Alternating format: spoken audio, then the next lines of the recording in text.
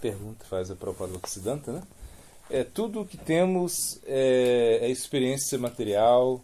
Como podemos deixar a experiência material e nos render a algo transcendental?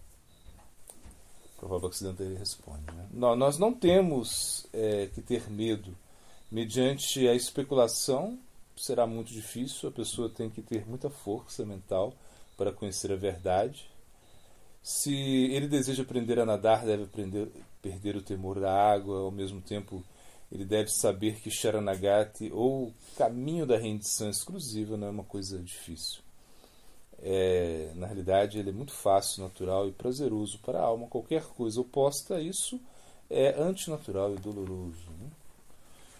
Então aqui o Prabhupada Bhaktisiddhanta ele está explicando, né, como nós deveríamos, né, se aproximar do reino transcendental, ou seja, sem medo. Ou seja, nós temos que perder esse temor à prática espiritual. E o que mais nos dá medo, né, é a insegurança, né? Ou seja, quando nós temos muitas dúvidas.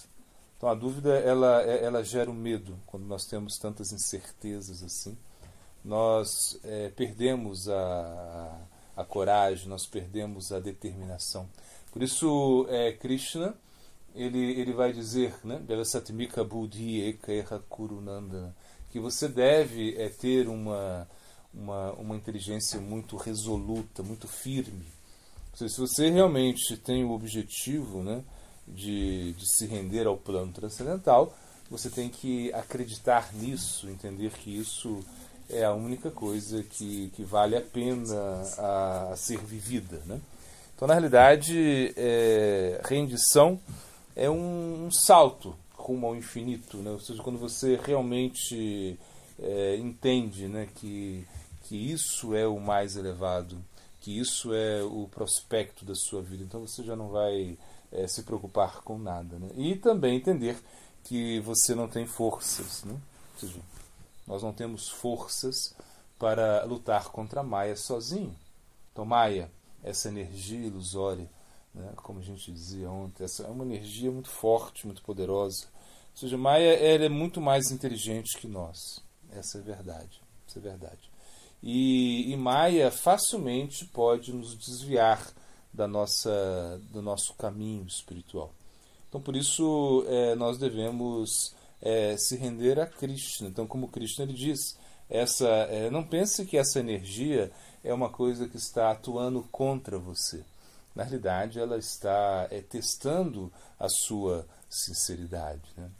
Quando Krishna diz Davihi Eshagunamai Mamamaya Duratiaya Man Evandye Prapadante Maya Tantarantite, essa minha energia divina, né, que é constituída dos 3 modos da energia material, ela é muito difícil de ser vencida, de ser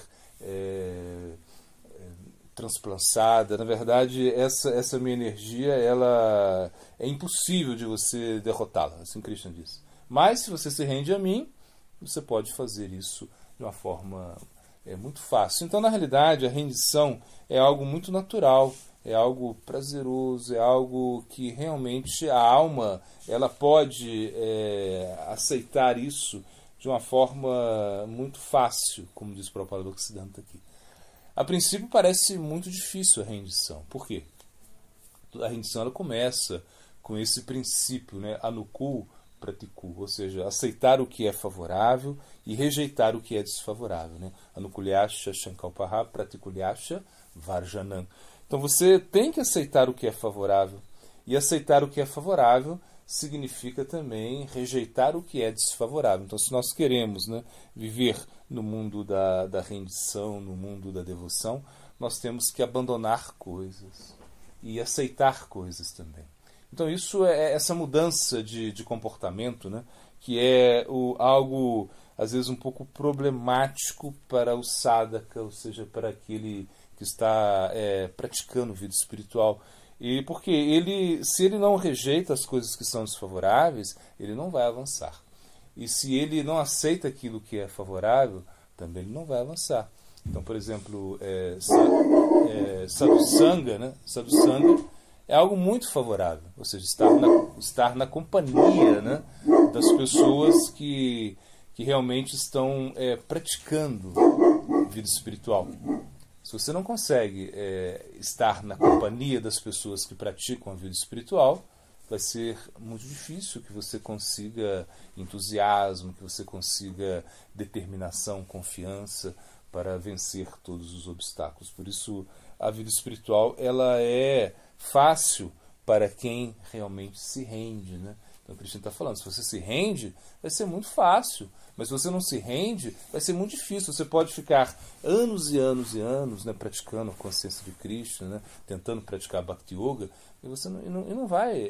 você não, claro, você vai se purificar, você vai ter muitas facilidades às vezes. Entretanto, você não vai chegar ao ponto, porque a rendição ela deve estar por trás de todas as nossas atividades da vida espiritual. Senão, as nossas práticas elas se tornam muito vazias, né? É como se fosse um bala de festim, um tiro de festim. Faz muito barulho, mas não consegue ferir ninguém. Então, na realidade, a vida espiritual tem que ter realização, força, rendição. Sem isso, a gente não consegue realmente avanço, né? Um avanço real, um avanço verdadeiro, né? Então, na realidade, como o Prabhupada Bhaktisiddhanta diz assim, que a pessoa tem que ter muita força mental para tentar conhecer a verdade absoluta. Se ele não tem essa força mental, ele não vai conseguir. Ou seja, porque a mente ela é muito poderosa, né? A mente ela acaba nos levando, né, para o outro lado. E Krishna, ele mesmo diz, a mente, ela, muitas das vezes, ela atua como a sua pior inimiga, né? Udareyatmanatmanam. Assim, a mente está atuando como a sua pior inimiga. Por quê? Porque a mente está se conectando muito com os objetos dos sentidos, a mente não quer largar esse aspecto que ela vem acumulando, né, durante muitos e muitos anos, e muitas vidas. Na realidade, a mente ela se torna a pior inimiga porque a mente está sempre rejeitando as coisas. Então, para a mente é muito difícil, né, aceitar as mudanças que a consciência de Krishna propõe. Ou seja, se você quer se render, você tem que aceitar que coisas novas vão ter que entrar na sua vida. E hábitos antigos vão ter que ir embora. Então isso é a consciência de Krishna, isso é o Bhakti. Porque praticar Bhakti, você pode praticar Bhakti sim. Você pode praticar Bhakti inclusive, né, sem fé. Porque você pode fazer alguma atividade relacionada ao Bhakti e você não tem fé nenhuma.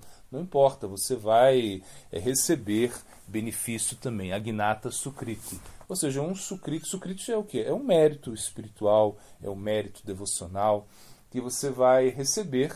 E você nem sabe que está fazendo uma coisa para um sadhu, para Krishna. Mas você faz, isso te ajuda muito. E mesmo quando você já sabe e não consegue, você conhece o processo, mas não consegue praticar o processo de uma maneira assim correta, fidedigna, qualquer coisa que você faça para os devotos, para os Vaishnavas, né, para os santos, para Krishna, isso vai ser muito bom para a sua vida.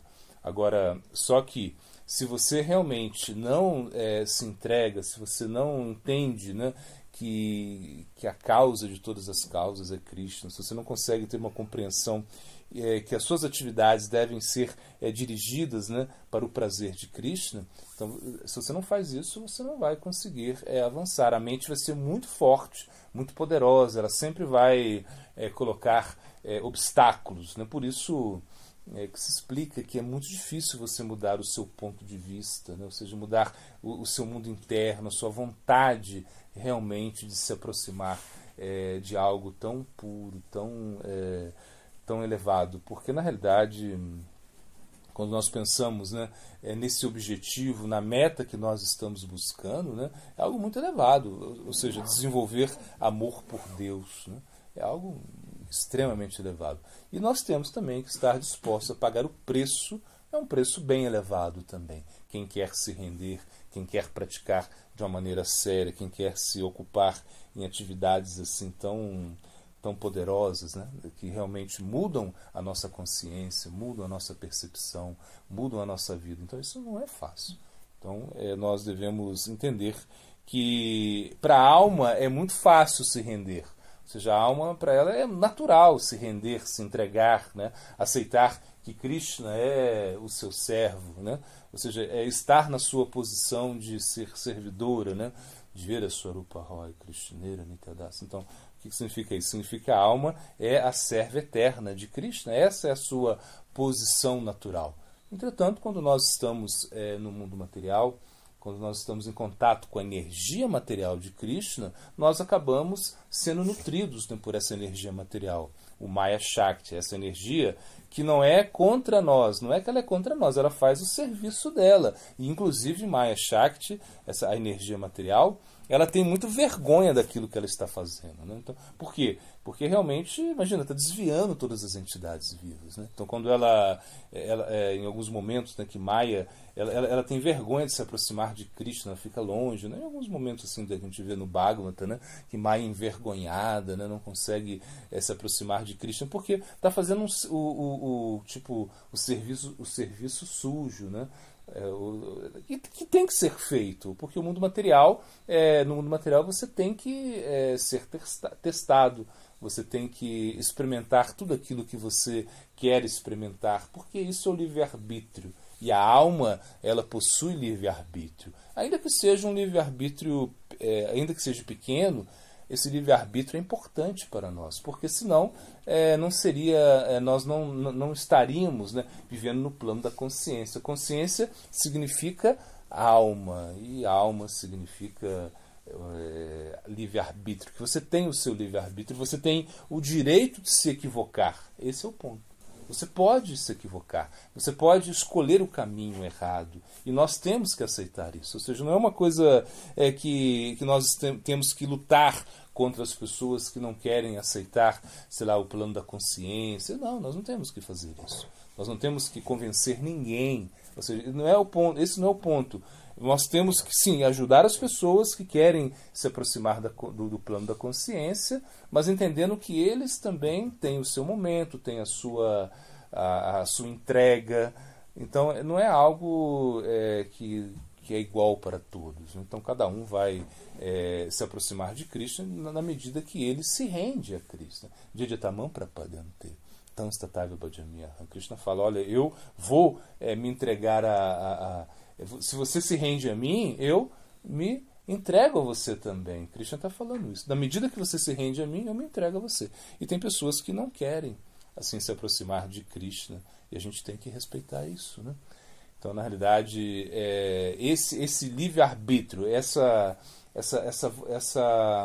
capacidade, né, de realmente escolher, é uma coisa inerente da alma. Ela pode escolher o plano da consciência, ela pode escolher o plano da matéria, ela pode se conectar com tudo que é matéria. Isso pode acontecer assim, dessa maneira, né? Nós temos que entender isso, né? Cada um tem o seu momento, mas o livre-arbítrio nunca pode ser tirado da alma, né? Uma vez se conta, né, que Gandhi, quando ele estava nesse movimento, né, da libertação da Índia, né, em algum momento ele chegou a conversar com as autoridades inglesas, né, e os ingleses diziam, não, mas vocês não estão capacitados, né, para governar a Inglaterra, a Índia, né? Vocês têm que se preparar melhor, vocês não têm essa qualificação para governar esse país, uma coisa assim. E Gandhi dizia, nós queremos ter o direito de se equivocar. Isso que ele respondeu. E é verdade, isso é a liberdade de errar, liberdade de quebrar a cara. Isso nós temos que ter, né? Mas quando nós realmente nos aproximamos de algo tão superior, tão belo, tão profundo, nós vamos... ou seja, se nós queremos seguir o fluxo da alma, ela vai se render de uma maneira muito natural. Então, a pergunta que se faz a Prabhupada Bhaktisiddhanta: como podemos ter tal coragem? Ou seja, coragem de se render, né, de se aproximar de algo transcendental, né, e deixar essa experiência material. Então, o Prabhupada Bhaktisiddhanta ele responde, né, devemos escutar a respeito do Senhor Supremo e do seu agente. Ao fazer isso, a experiência material e a inclinação à falsa argumentação vão acabar. Quando um sadhu nos fala em forma entusiasmada do Senhor Supremo, em forma vigorosa e inspiradora, todas as debilidades desaparecem do coração e sentimos uma coragem que nunca antes havíamos sentido. A tendência natural da alma a render-se ao Senhor se manifesta por completo. A verdade eterna do mundo transcendental se revelará em forma espontânea a esse coração rendido. Então, na realidade, a nossa esperança está no agente divino. Ou seja, por quê? Porque, na realidade, Krishna ele diz, Acharyamam Vidyanyam. Ele está falando, eu sou o Acharya, eu me manifesto na forma do Guru. E isso é algo muito difícil de se entender. Mas, se analisamos também que o infinito ele é tão incompreensível, ou seja, ele está tão distante de nós, ou seja, como nós vamos entender o infinito pela nossa própria inteligência, pela nossa argumentação filosófica, como vamos entender a Krishna, né, através dos nossos sentidos? Isso é impossível. É impossível. Por quê? Porque nós estamos muito distante desse plano, né, desse plano transcendental. E, ao mesmo tempo, nós temos o quê? Krishna no nosso coração, como Antarayami. Antarayami significa um aspecto de Deus que está no nosso coração, como se fosse um radar. Ou seja, ele está aí realmente como um observador, né? Então, podemos entender que todas as entidades vivas, né, todas, né, os animais, as plantas, enfim, todas as entidades vivas, elas têm essa influência de Paramatma, ou seja, desse Deus interno. E esse Deus interno, ele é muito difícil de ser percebido por nós. Ou seja, nós não podemos perceber o Deus interno. Assim, simplesmente falar com Deus, assim, é algo tão difícil. Porque, na realidade, quando nós muitas vezes pensamos que estamos falando com Deus, nós estamos falando com a nossa mente, com a nossa inteligência, e não com Deus apropriadamente. Escutar a voz interna, isso pode acontecer, mas vai acontecer em momentos assim muito específicos e momentos raros da nossa vida. Então, em algum momento, quando nós temos a oportunidade, né, de sair do Maya Sansara, porque imagina, esse Maya Sansara, ele é muito poderoso, né? O Sansara é esse ciclo de nascimentos e mortes, né? Então tem hora que nós podemos estar em uma posição assim muito favorável e tem hora que nós estamos numa posição muito desagradável. Entretanto, nós estamos sempre vagando, né, nesses sistemas planetários, e isso realmente causa muitos problemas, muitos sofrimentos, e também causa muitas alegrias, mas tudo isso é temporário. Então a ideia é o quê? É sair desse enredo que nós agora nos encontramos. Como nós podemos sair disso? Então nós temos que ter uma inspiração interna. Essa inspiração interna é através de Paramatma. Então se diz, os Upanishads, né, que são seções, né, das escrituras védicas, eles dizem o quê? Que eles dão um exemplo alegórico, né, que existem dois pássaros num galho de uma árvore. E um pássaro, ele está comendo a fruta. Ele come a fruta, né, mas ele come a fruta, ele desfruta, né, de comer essa fruta, só que ele o faz de uma maneira muito ansiosa, né? Porque para desfrutar do mundo material, nós temos que passar por alguma ansiedade. Então, na realidade, nós queremos, né, desfrutar do mundo material. Isso é uma coisa, porque quando nós vemos, né, os objetos dos sentidos, né, e nós possuímos, né, sentidos, e esses sentidos se conectam com os objetos sentidos, isso gera uma relação de desfrute, né, de assenhoramento, né, da energia material. Ou seja, os objetos dos sentidos estão dizendo, né, me coma, né, me cheire, me prove. Na realidade é isso. Ou seja, a natureza é linda, é bela, e ela tem que ser o quê? Observada pelos sentidos, né? Ou seja, os alimentos estão aí, são muito saborosos e têm que ser provados pelos sentidos. Assim funciona a nossa relação dos sentidos com os objetos dos sentidos, né? Entretanto, existe uma ansiedade também Por quê? Se você tem que usar, você tem que ter muita energia para desfrutar, para poder estar participando dessa energia material, né? Porque na realidade a energia material ela provoca um sentimento, né, de competição, ou seja, que você tem que ser mais forte, você tem que sobreviver no mundo material. E, na realidade, é a sobrevivência do mais forte, né? Então falo, né, Divya Divasya Divanam. Ou seja, o mais forte, ele vai vencer o mais fraco. Isso acontece na natureza, né? Por exemplo, se nós agora, né, jogamos aí um alimento aqui para os cachorros, né? Assim, de uma forma assim, meio desordenada, assim, não muito organizada, eles podem brigar, né? Porque eles vão disputar pelo alimento. Eles não vão ter a amabilidade de dizer, não, coma você primeiro. O outro vai falar, né? Não, come você. Você está com mais fome do que eu. Não, come você. Não vão ficar fazendo isso, eles vão brigar, né? Agora, nós podemos fazer isso, ou seja, nós podemos ser mais amáveis, né, na nossa disputa pelo mundo material, né, no mundo material. Você, por exemplo, você está num ambiente de trabalho e você pode ter uma certa amabilidade, mas você vai ter que lutar para se impor, né? E aí a gente vê, né, as pessoas estão assim num ambiente de trabalho, todo mundo sabe disso, não existe essa competição, querendo puxar, né, o tapete do outro, querendo levar vantagem sobre o outro, enfim.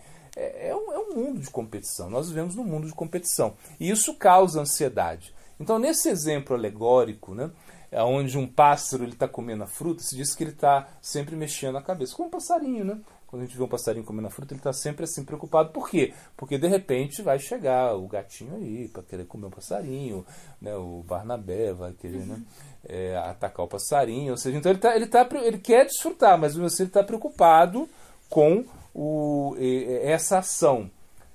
E em alguns momentos, e o outro pássaro no galho, ele está olhando o passarinho que desfruta, né? Essa é a Paramatma, ou seja, o Deus interno, ele olha você desfrutar, você querer coisas, você realmente querer se posicionar dentro do mundo material, você querer se proteger, né, arta, você querer desfrutar, cama, você realmente ainda querer ser ético, dharma. Então ele está olhando isso, né? Ele sabe que nada disso vai resolver a sua situação para sair do samsara.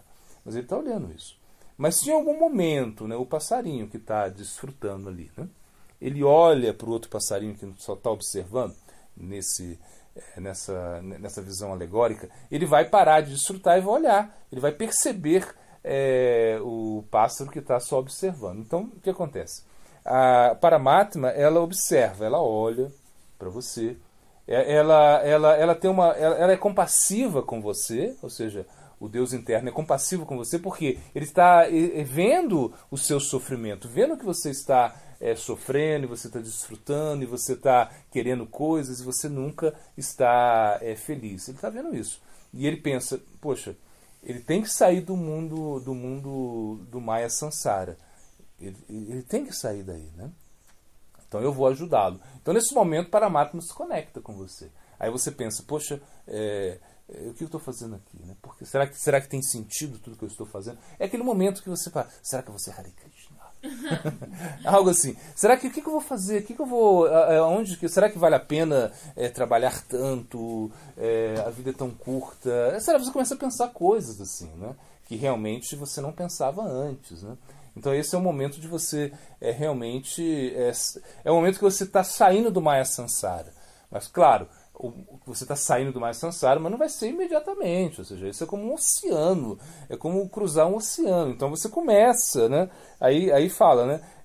Guru Krishna Parshade Poi Bhakti Lata Bija. Você recebe, né? Pela misericórdia de Krishna, você recebe o Guru, pela misericórdia do Guru você recebe Krishna, e você pode tentar, né, sair, né, do Maya Sansara, sair do mundo material. Não é algo tão fácil assim. Ou seja, não é uma coisa que você vai conseguir em poucas braçadas, cruzar o oceano em poucas braçadas. Não, é uma coisa que demora. O processo ele é muito longo. O nosso grande problema é que nós temos muita pressa, né, para realmente alcançar os resultados. Ou seja, então a gente acha que é fácil, né? Você vai começar, agora eu vou controlar minha mente, agora eu vou controlar meus sentidos. Não, não é assim. Ou seja, é algo difícil que você vai levar um tempo. Você tem que realmente ter o quê? Ter a associação, ter o entusiasmo das pessoas que estão, né, praticando, porque essas pessoas, né, elas são muito otimistas. As pessoas que estão praticando vida espiritual. Por quê? Elas acreditam na vida espiritual e elas não acreditam muito na vida material. Ou seja, elas têm coragem. A coragem de acreditar no plano transcendental, na vida espiritual. E a coragem de acreditar que você é uma alma espiritual. Como, por exemplo, teve Sócrates, né, quando ele foi condenado, né, à morte. Ele tinha uma coragem muito grande assim, de realmente ir lá, né, e parece que ele tomou cicuta, né, um veneno. Mas ele tinha coragem muito grande de fazer isso sem nenhum medo, porque ele sabia que ele era uma alma espiritual. Então isso foi uma coisa assim, muito incrível, né? Um exemplo muito incrível. Porque na realidade ele poderia até se defender das acusações que estavam contra ele, mas ele não quis fazer isso porque realmente ele acreditava que ele poderia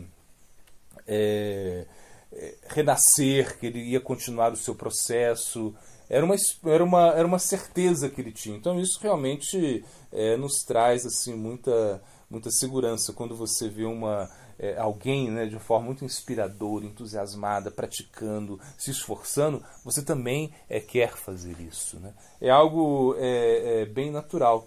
Ou seja, essa experiência material que nós temos, né, é uma experiência que não tem muito sentido.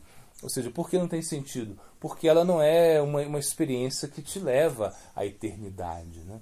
Já a experiência do plano transcendental, ela te marca e ela vai te levar à eternidade. Então, você vai continuar isso em outras vidas e você não perde nada disso, ou seja, nada que você conquistou, né, no plano espiritual, ele é perdido e não tem diminuição.